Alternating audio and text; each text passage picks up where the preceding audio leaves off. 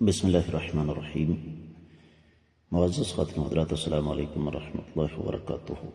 کیا امیر کی اطاعت ہر حال میں ضروری ہے؟ یہ ہے ہمارے آج کے حدیث کے سبق کا موضوع۔ مشکاۃ المصابیح، کتاب الامارہ والقضاء، 3662 حدیث کتاب میں اور دوسری باب میں الفاظ حدیث کے کچھ یوں ہیں۔ وعن ام الحسین رضی اللہ عنہ قالت قال رسول اللہ صلی اللہ علیہ وسلم ان امر علیکم عبد مجدع یقودکم بکتاب اللہ فاسمعوا واطیعوا، رواہ مسلم۔ آپ نے سماعت فرمایا۔ یہ روایت صحیح مسلم میں ہے، اور صحیح مسلم کا حوالہ کتاب الامارہ 8واں باب ہے۔ بادشاہ یا حاکم یا امام کی اطاعت واجب ہے، ہر اس کام میں جو گناہ نہ ہو، اور گناہ میں اطاعت کرنا حرام ہے۔ عبد الباقی کی ترقیم کے مطابق 1838، جبکہ شاملہ کی عام ترقیم کے مطابق 4762 حدیث ہے، اور یہی حدیث ہمیں 4758، 3138 بھی مل جائے گی صحیح مسلم میں۔ سنن ترمذی میں 1706، سنن ابن ماجہ میں 2861، سنن نسائی میں 4197 حدیث ہے۔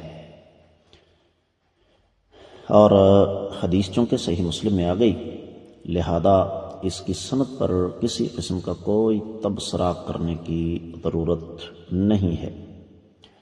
ترجمہ اس کا یہ ہے کہ سیدہ ام الحسین رضی اللہ عنہا بیان فرماتی ہیں کہ نبی کریم صلی اللہ علیہ وسلم نے ارشاد فرمایا، اگر تم پر ناک یا کان کٹا غلام بھی امیر بنا دیا جائے جو اللہ کی کتاب کی روشنی میں تمہاری قیادت کرے تو تم اس کی بات سنو اور اطاعت کرو۔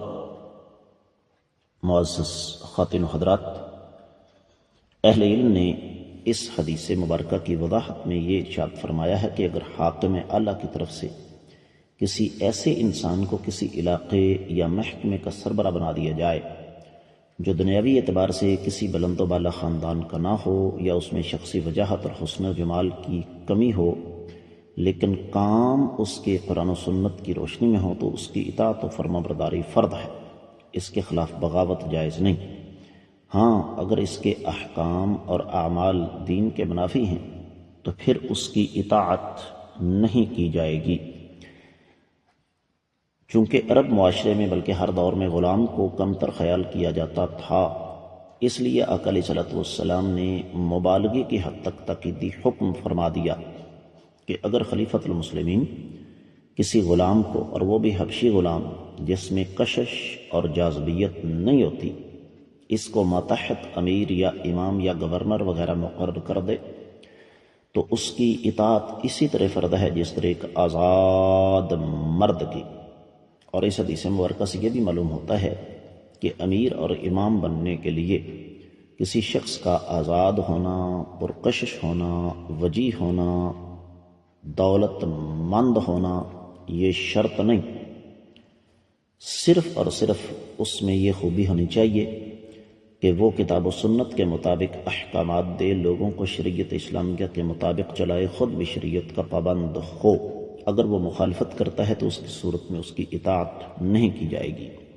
امید ہے کہ حدیث آپ کو سمجھ آ گئی ہوگی۔ اس کے ساتھ ہی آج کے سبق سے اجازت چاہوں گا۔ السلام علیکم ورحمۃ اللہ۔